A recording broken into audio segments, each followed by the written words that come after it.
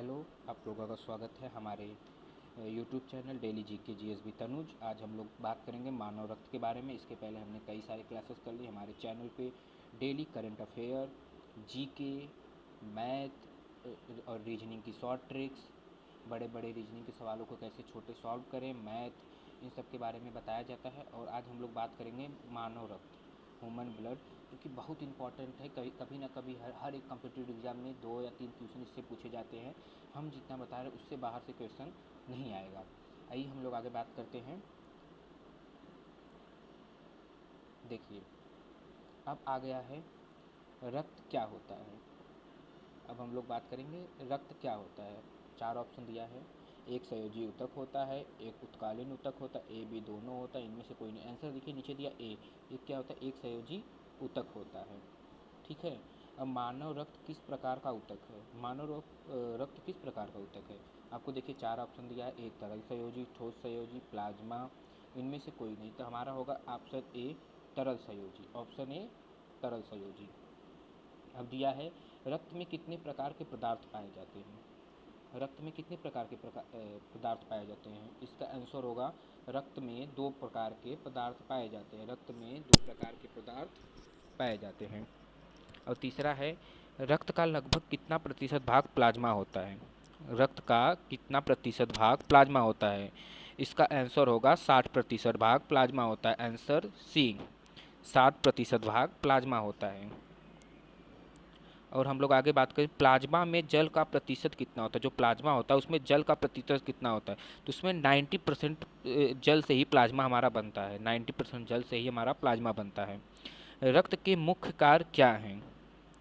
परिवहन, ट्रांसपोर्ट, सुरक्षा, प्रोटेक्शन, विनियमन मतलब रेगुलेशन। तो इनमें से तीनों होगा, क्योंकि रक्त का कार्य तीनों है। ठीक है, इसका ऑप्शन हो जाएगा डी, उपरोक्त सभी। अब हम लोग आगे चलते हैं।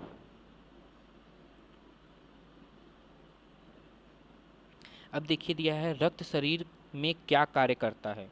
रक्त हमारे शरीर में क्या काम करता है? अब आप लोगों को पता होगा रक्त हमारे शरीर में क्या करता है।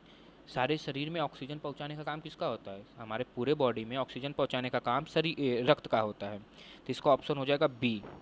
ऑप्शन हो जाएगा बी। मानव शरीर में रक्त की मात्रा शरीर के भार का लगभग होती है।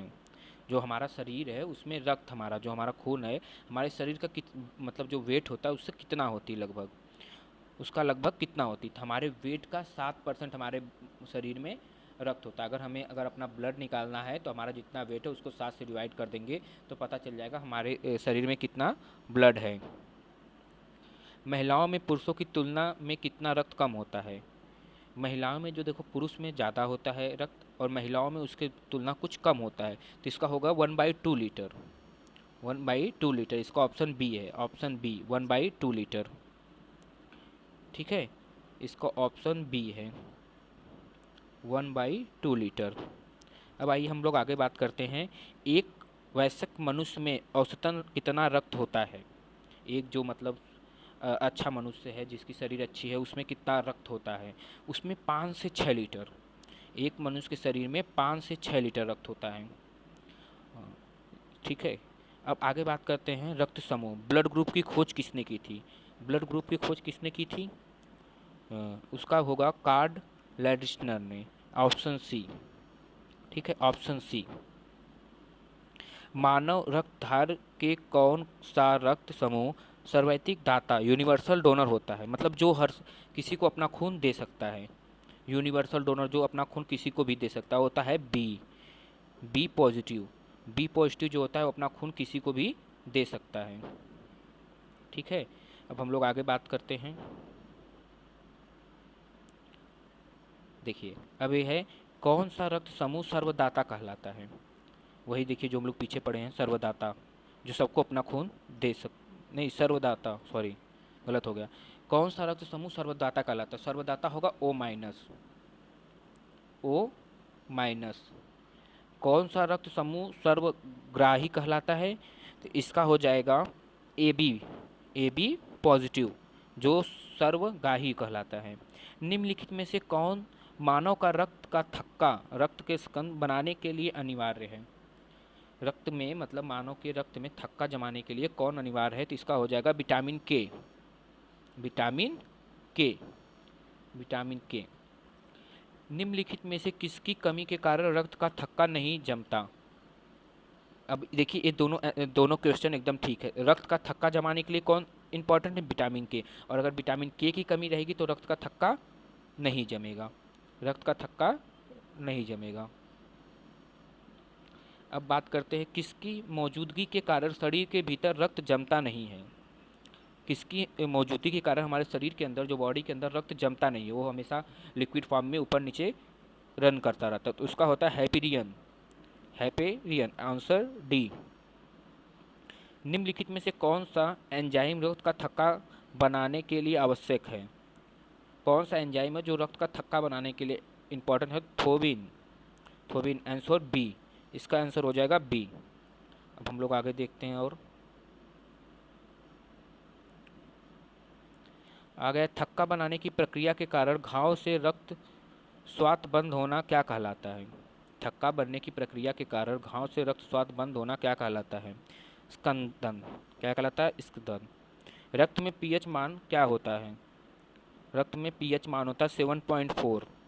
रक्त का पीएच मान होता है 7.4। मनुष्य के खून का पीएच होता है कम स्तरीय। क्या होता है? कम स्तरीय होता है। देखिए लाल रक्त कोशिकाओं का निर्माण के कारण के लिए शरीर का कौन सा अंग जिम्मेदार है? रेड ब्लड सेल के लिए कौन सा इंतुरान है? इसका होगा अस्थि मज्जा। क्या हो जाएगा? अस्थि मज्जा। लाल रक्त कोशिकाओं में औसत जीवन काल लगभग कितने समय का होता है? कितने समय का होता है औसत जीवन काल? 100 से 120 दिन। निम्नलिखित में से कौन मानव शरीर के विभिन्न अंगों का ऑक्सीजन वाहन है? तो लाल रक्त कोशिकाएं, जिसमें हमें ऑक्सीजन हमारे शरीर में जाता है। आइए अब हम लोग आगे देखते हैं। आ गया है लाल रक्त कोशिकाओं आरबीसी का रंग निम्नलिखित में किसकी उपस्थिति के कारण लाल होता है? जो हमारा ब्लड होता है उसका रंग क्यों लाल होता है? वो क्यों होता है? होमोग्लोबिन के कारण। किसके कारण होता है? होमोग्लोबिन के कारण। निम्नलिखित में कौन सा होमोग्लोबिन का एक प्राथमिक कार्य है? क्या काम है? ऑक्सीजन का वहन करना। हेमोग्लोबिन क्या कहलाता है? हेमोग्लोबिन कहलाता है प्रोटीन। क्या कहलाता है? प्रोटीन। आरबीसी जो होता है क्षेत्र रक्त कोशिकाएं का मुख्य कार्य क्या है?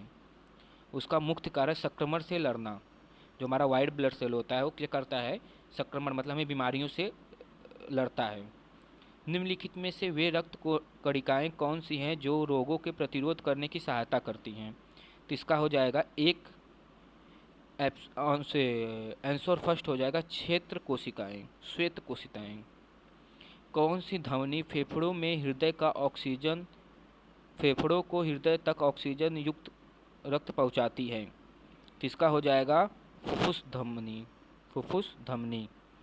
हमारे चैनल को सब्सक्राइब करें। इसके आगे का क्वेश्चन हम अगले वीडियो में करेंगे, नहीं तो ये वीडियो बहुत ज़्यादा हो जाएगा। इसलिए आपसे अनुरोध है कि हमारे चैनल को सब्सक्राइब करें, लाइक करें और अपने दोस्तों तक शेयर करें ताकि ज़्यादा से ज़्यादा लोगों की इस चैनल के माध्यम से मदद हो सके। ऐसे ही हम लोग अपने चैनल पे रोज़ daily current affair, GK, GS और बहुत से ढेर सारे चलाते रहेंगे, जिससे आपकी गवर्नमेंट एग्ज़ाम की तैयारी या स्टेट एग्ज़ाम की तैयारी, किसी भी चीज़ की तैयारी करें जिसमें जीके, जीएस पूछा जाता है, तो आपका एकदम सिंपल हो जाएगा। Thank you.